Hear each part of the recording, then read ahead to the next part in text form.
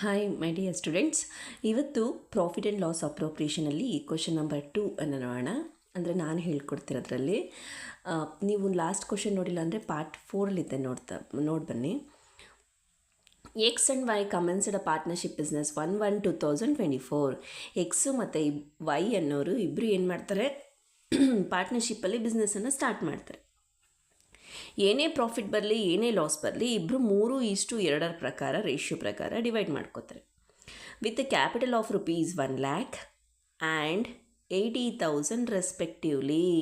ಅಂದರೆ ಎಕ್ಸ್ ಎಷ್ಟು ತಂದಿದ್ದಾನೆ?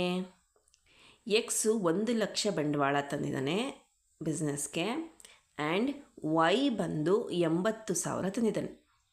ಅರ್ಥ ಆಗ್ತಿದಲ್ಲ? ವೈ ಬಂದು 80,000 ತಂದಿದ್ದಾನೆ. Respectively they earned profit 25,000 profit ಆಯ್ತಂತೆ. ಅಂದರೆ ಅವ್ರು ಬಿಸ್ನೆಸ್ಸಲ್ಲಿ ಸ್ಟಾರ್ಟ್ ಮಾಡಿದ್ರಲ್ಲ, 25,000 profit for the before allowing. ಹೆಂಗೆ ಅನಿಸ್ತೀರ ಈಗ? ಫಸ್ಟ್ ಒನ್ ನೋಡಿ, ಇಂಟ್ರೆಸ್ಟ್ ಆನ್ ಕ್ಯಾಪಿಟಲ್. ಅವ್ರು ತಂದಿದ್ರಲ್ಲ 1 ಲಕ್ಷ ಮತ್ತು 80,000, ಅದಕ್ಕೆ ಫರ್ಮು 10% ಬಡ್ಡಿ ಕೊಡ್ತಾಯಿದೆ. ಓಕೆ, ಬರೀ ಕ್ಯಾಪಿಟಲ್ ತೊಗೊಬಾರ್ದು, ಕ್ಯಾಪಿಟಲಿಂದ ಇಂಟ್ರೆಸ್ಟ್ ಅಂತ ಇದು ಪದ ಇದ್ದರೆ ತೊಗೋಬೇಕು. Next interest on drawing. X ಎಷ್ಟು ಖರ್ಚು ಮಾಡ್ಕೊಂಡಿದ್ದಾನೋ ಅದಕ್ಕೆ 1,000 ರೂಪಾಯಿ ಬಡ್ಡಿ ಹಾಕಿದ್ದಾರೆ. ವೈ ಎಷ್ಟು ಖರ್ಚು ಮಾಡ್ಕೊಂಡಿದ್ದಾನೋ ಅದಕ್ಕೆ 800 ರೂಪಾಯಿ ಬಡ್ಡಿ ಹಾಕಿದ್ದಾನೆ. ಬರೀ ಡ್ರಾಯಿಂಗ್ ತೊಗೊಬಾರ್ದು, ಇಂಟ್ರೆಸ್ಟ್ ಆನ್ ಡ್ರಾಯಿಂಗನ್ನು ತೊಗೋಬೇಕು. ನಿಮಗೆ ಗೊತ್ತಿದೆಯಲ್ಲ, ಡ್ರಾಯಿಂಗ್ ಅಂದರೆ ಏನು ಗೊತ್ತಾ? ಅವರು ಫರ್ಮಿಂದ ದುಡ್ಡು ಎತ್ಕೊಂಡಿರ್ತಾರೆ, ಅದಕ್ಕೆ ಬಡ್ಡಿ ಕಟ್ತಾರೆ. Commission payable to Y. ವೈಗೆ ಏನು ಕಮಿಷನ್ ಕೊಟ್ಟಿದ್ದಾರೆ? ಎಷ್ಟು ಕೊಟ್ಟಿದ್ದಾರೆ? ಸಾರಿ, ಎಕ್ಸ್ಗದು ಕಮಿಷನ್ ಪೇಯಬಲ್ ಟು ಎಕ್ಸ್ಗೆ 2,000 ರೂಪಾಯಿ ಕೊಟ್ಟಿರ್ತಾಳಪ್ಪ ಅಂತ. Next salary payable to Y. ವೈಗೆ ಸ್ಯಾಲರಿ ಎಷ್ಟು? 3,000 ರೂಪಾಯಿ. ಏನೂ ಹೇಳಿಲ್ಲ. ಪರ್ ಮಂತ್ ಅಂತ ಹೇಳಿದರೆ ಬೇಕಾದ್ರೆ ಇಂಟು 12 ಮಾಡ್ಕೊಳ್ಳಿ. ಈಗ ಏನು ಹೇಳಿಲ್ಲ ಹಾಗೆ ತೊಗೊಳ್ಳಿ. ಸೊ ಸ್ಯಾಲರಿ ವೈಗೆ ಎಷ್ಟು ಸಿಗ್ತದೆ? 3,000. ಕಮಿಷನ್ ಎಕ್ಸ್ಗೆ 2,000. Prepare profit and loss appropriation account. ಈಗ ಏನು ಮಾಡೋಣ? ಪ್ರಾಫಿಟ್ ಆ್ಯಂಡ್ ಲಾಸ್ ಅಪ್ರೋಪ್ರಿಯೇಷನ್ ಅಕೌಂಟನ್ನ ಪ್ರಿಪೇರ್ ಮಾಡೋಣ. ಈಗ ನೋಡಿ, ಫಾರ್ಮ್ಯಾಟ್ ಹಾಕಿದ್ದೀನಿ. ಫಸ್ಟ್ ಸ್ಟೆಪ್ಪು, ನಾವು ಫಾರ್ಮ್ಯಾಟ್ ಹಾಕಿದ ತಕ್ಷಣ ಈ ಕಡೆಗೆ by net profit. By net profit ಅಂದರೆ ಬಿಸ್ನೆಸ್ಸು ಎಷ್ಟು ಪ್ರಾಫಿಟನ್ನು ಅರ್ನ್ ಮಾಡ್ತು ಅಂತ ಫಸ್ಟು ಈ ಕಡೆ ಕ್ರೆಡಿಟ್ ಸೈಡಲ್ಲಿ ಫಸ್ಟ್ ಬರೆದು ಬಿಡಿ. ಅದಕ್ಕೊಂದು ಮಾರ್ಕ್ಸ್ ಸಿಕ್ಬಿಡುತ್ತೆ. ನೋಡಿ, ಇಲ್ಲೇ ಕೊಟ್ಟಿರ್ತಾನೆ, ಕ್ವಶನಲ್ಲೇ ಕೊಟ್ಟಿರ್ತಾನೆ. ಎಷ್ಟು ಅರ್ನ್ ಮಾಡಿದೆ? 25,000. ನೀವೇನು ಮಾಡಬೇಕು? ಕ್ರೆಡಿಟ್ ಸೈಡಲ್ಲಿ 25,000 ಅಂತ ಬರ್ಕೋಬೇಕು. ಓಕೆನಾ? ಹಂಗೆ ನೋಡ್ತಿದ್ರೆ ನೋಡಬೇಡಿ, ಸಬ್ಸ್ಕ್ರೈಬ್ ಮಾಡ್ಕೊಂಡು ನೋಡಿ. ನೆಕ್ಸ್ಟ್ ಒನ್ 10% ಆಯಿತು. ನೆಕ್ಸ್ಟ್ ಒನ್, ಈಗ ಪಾರ್ಟ್ನರಿಗೆ ಬರೋದೆಲ್ಲ ಈ ಕಡೆ ಬರುತ್ತೆ. ಓಕೆನಾ? ನೆಕ್ಸ್ಟ್ ಬಿಸ್ನೆಸ್ಸಿಗೆ ಹೋಗೋದೆಲ್ಲ ಏನಾದರೂ ಹೋಗೋದಿದ್ರೆ ಇನ್ನೊಂದು ಏನಾಗುತ್ತೆ ಅಂದರೆ ಇಂಟ್ರೆಸ್ಟ್ ಆನ್ ಡ್ರಾಯಿಂಗ್ ಅಷ್ಟೇ. ಈ ಕಡೆ ಎರಡೇ ಬರೋದು, ನೆಟ್ ಪ್ರಾಫಿಟ್ಟು ಮತ್ತು ಇಂಟ್ರೆಸ್ಟ್ ಆನ್ ಡ್ರಾಯಿಂಗು. ನೋಡಿ, ಈಗ to interest on capital. First one ಏನು ಕೊಟ್ಟಿದ್ದಾನೆ? Interest on capital. Interest on capital ಅಂದರೆ ಅರ್ಥ ಏನು? ಅವರು ತಂದಿರೋ ಕ್ಯಾಪಿಟಲ್ ಎಷ್ಟು ತಂದಿದ್ದಾನೆ? 1 ಲಕ್ಷ ತಂದಿದ್ದಾನೆ. 1 ಲಕ್ಷ ರೂಪಾಯಿಗೆ ಎಷ್ಟು ಪರ್ಸೆಂಟ್ ಬಡ್ಡಿ ಕೊಡ್ರಿ ಅವನಿಗೆ ಅಂತ ಹೇಳ್ತಾ ಇದ್ದಾರೆ? 10%.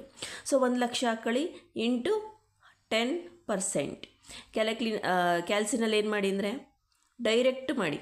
ಅಂದರೆ 1 ಲಕ್ಷ ಇಂಟು 10% ಸಿಂಬಲ್ ಡೈರೆಕ್ಟ್ ಹೋಗ್ತಿ 10,000 ಬರುತ್ತೆ. 10,000 ಕೊಡಿ. 10,000 ಕ್ಲಿಯರ್. ನೆಕ್ಸ್ಟ್ ಇನ್ನೇನಿದೆ? ಅಲ್ಲ ಸಾರಿ, ವೈ ಕೊಡಬೇಕಲ್ಲ. ವೈ ಈಸ್ ಈಕ್ವಲ್ ಟು 80,000 ತಂದಿದ್ದಾನೆ. ಇಬ್ಬರು ಎಷ್ಟು ತಂದವ್ರು ಕ್ಯಾಪಿಟಲು ಅಷ್ಟಕ್ಕೆ 10% ಬಡ್ಡಿ ಕೊಡಿ ಅಂತ ಹೇಳ್ತಿದ್ದಾರೆ. ಅದು ಪಾರ್ಟ್ನರಿಗೆ ಬರೋದಲ್ವಾ, ಅದಕ್ಕೋಸ್ಕರ ಈ ಕಡೆ ಬರ್ಕೋತೀವಿ. 80,000 ಇಂಟು 10%. 80,000ಕ್ಕೆ 10% ಆದರೆ 8,000 ಆಗುತ್ತೆ. 8,000 ಈ ಕಡೆ ಮೆನ್ಷನ್ ಮಾಡ್ಕೊಳ್ಳಿ. ಮುಗೀತು. ನೆಕ್ಸ್ಟ್ ಈಗ ಎರಡನೇದು ಏನು ಕೊಟ್ಟಿದ್ದಾನೆ? ಒಂದು ಫಸ್ಟ್ನೇದು ಮುಗೀತು. ಈಗ ಎರಡನೇದು ಇಂಟ್ರೆಸ್ಟ್ ಆನ್ ಡ್ರಾಯಿಂಗ್. ಬರೀ ಡ್ರಾಯಿಂಗನ್ನು ತಗೋಬಾರ್ದು, ಇಂಟ್ರೆಸ್ಟ್ ಅನ್ನೋ ಪದ ಇರಬೇಕು. ನೋಡಿ, ಈ ಕಡೆ ಬರುತ್ತೆ. ನೆಟ್ ಪ್ರಾಫಿಟ್ ಮತ್ತು ಡ್ರಾಯಿಂಗ್ ಎರಡೂ ಈ ಕಡೆ ಬರುತ್ತೆ. By interest on drawing. Drawing ಅಂದರೆ ಅವ್ನು ಖರ್ಚು ಮಾಡ್ಕೊಂಡಿರೋ ದುಡ್ಡಿಗೆ ಬಡ್ಡಿ ಹಾಕೋರೆ. ಫರ್ಮಿಂದ ಎತ್ಕೊಂಬಿಟ್ಟಿರ್ತಾರೆ ದುಡ್ಡನ್ನು, ಅದಕ್ಕೆ ಬಡ್ಡಿ ಹಾಕಿರ್ತಾರೆ. ಎಕ್ಸಿಗೆ 1,000 ರೂಪಾಯಿ ಕಟ್ಟಬೇಕಂತೆ, ವೈಗೆ 800 ರೂಪೀಸ್ ಬಡ್ಡಿ ಹಾಕಿದ್ದಾರೆ ಡ್ರಾಯಿಂಗ್ಸ್ಗೆ.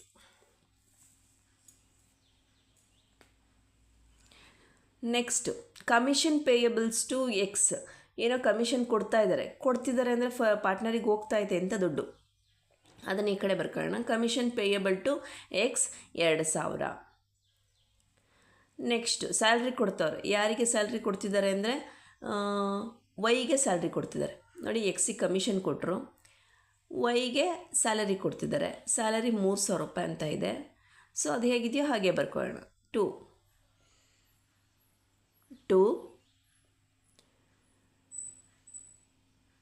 ಸ್ಯಾಲರಿ ಟು ವೈಗೆ ಸ್ಯಾಲ್ರಿಯನ್ನು ಕೊಡ್ತಾಯಿದ್ದೀವಿ. ಎಷ್ಟು ಬರುತ್ತೆ ವೈಗೆ ಸ್ಯಾಲರಿ? 3000 ರೂಪಾಯಿ ಹಾಗೆ ಮೆನ್ಷನ್ ಮಾಡಿ. ಈಗ ನೆಕ್ಸ್ಟ್ ಏನ ಇದೆಯಾ ಮಾಡೋಕ್ಕೆ? ಇಲ್ಲ, ಎಲ್ಲವನ್ನು ಮುಗಿಸಿದ್ವಿ. ಈಗ ಏನು ಮಾಡೋದು? ಎರಡು ಕಡೆ ನಾರ್ಮಲಾಗಿ ಟೋಟಲ್ ಮಾಡೋದು. ಯಾವ ಕಡೆ ಜಾಸ್ತಿ ಬರುತ್ತೆ ಅಂತ ಚೆಕ್ ಮಾಡ್ಕೊಳ್ಳೋಣ. ಯೂಶಲಿ ಹಂಗೆ ನೋಡಿದ್ರೆ ಗೊತ್ತಾಗುತ್ತೆ. ಈ ಸೈಡ್ ಕ್ರೆಡಿಟ್ ಸೈಡ್ ಜಾಸ್ತಿ ಬರ್ತಿದೆ ಅಲ್ವಾ? ನೋಡಿ, ಕೌಂಟ್ ಮಾಡ್ಕೊಳ್ಳಿ. 25,000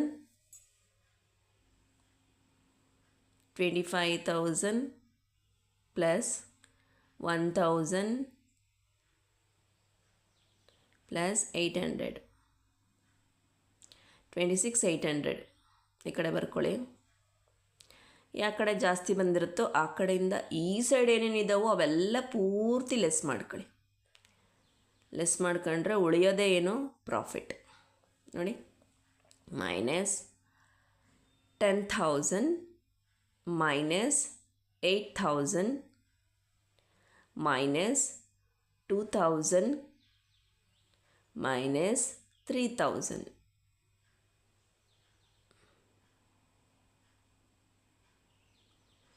₹3,800 ಉಳಿತು. ಆ 3,800 ರೂಪಾಯಿನ ಆ ಪ್ರಾಫಿಟ್ ಅಂತ ಕರೀತಾರೆ. ಈ ಪ್ರಾಫಿಟನ್ನು ಯಾರ್ಯಾರಿಗೆ ಡಿವೈಡ್ ಮಾಡಬೇಕು? ಯಾರು ಪಾರ್ಟ್ನರು ಅವ್ರಿಗೆ ಡಿವೈಡ್ ಮಾಡಬೇಕು. ಇಲ್ಲಿ ಪಾರ್ಟ್ನರ್ ಇರೋರು ಯಾರು? X and Y.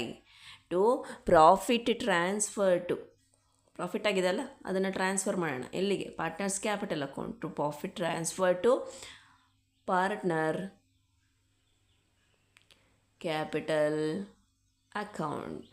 X is equal to 3,800 into ಯಾವ ರೇಷಿಯೋ ನೋಡಿ, ಅಲ್ಲೇ ಕೊಟ್ಟವನೆ 3:2 ಅಂದರೆ 3 + 2 ಕೂಡ್ಕೊಂಡ್ರೆ ಡಿವೈಡೆಡ್ ಬೈ 5 ಬರುತ್ತೆ.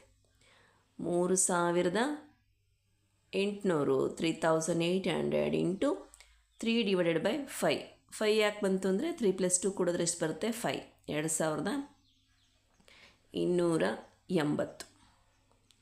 ವೈಗೆ 3,800 ಇಂಟು 2/5 ಮಾಡಬೇಕು.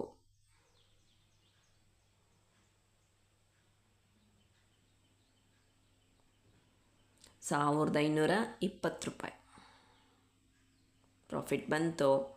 ಎರಡೂ ಕಡೆ ಸೇಮ್ ಅಮೌಂಟನ್ನು ಬರೀಬೇಕಂದ್ರೆ 26 ನೀವೇ ಕೂಡ ನೋಡಿ ಅಷ್ಟೇ ಬರುತ್ತೆ. 26,800. ಸೊ ಇಷ್ಟನ್ನು ಕರೆಕ್ಟಾಗಿ ಮಾಡಿ. ಇದೆರಡನ್ನ ಚೆಕ್ ಮಾಡ್ತಾರೆ ವ್ಯಾಲ್ಯುವೇಟ್ರು. ಕರೆಕ್ಟಾಗಿದ್ದರೆ ರೈಟ್, ಅಂದರೆ ಪ್ರೊಸೀಜರ್ ಕರೆಕ್ಟಾಗಿರಬೇಕು.